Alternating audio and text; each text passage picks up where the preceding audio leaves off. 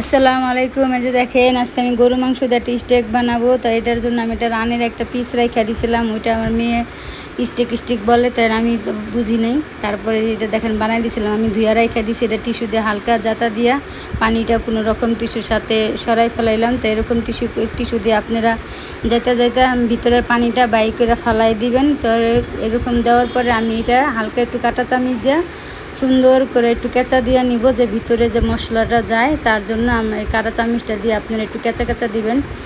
পুতা দিয়ে একটু হালকা ছেঁচা দিতে পারেন, যার যেটা ভালো লাগে। তো আমি কালো গোলমরিচ আর একটু গরম মশলার গুঁড়ো, যেটা আমার বানানো গরম মশলা আমার পেজে ছাড়লে দেখেন।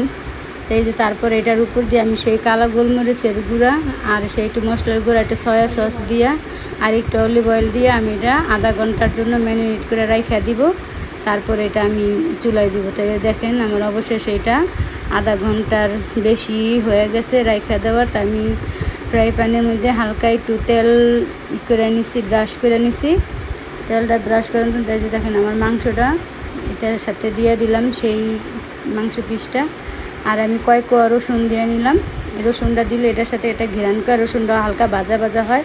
তারপর একটু বাটার দিয়ে নিছি। আপনারা এইভাবে করে চুলা ডিম করে রাইখে দিবেন, নাহলে কিন্তু গরু মাংস আমার হয়ে গেল সেই স্টেক মাংসটা। তার মাংসটা খুবই ভালো হয়েছিল।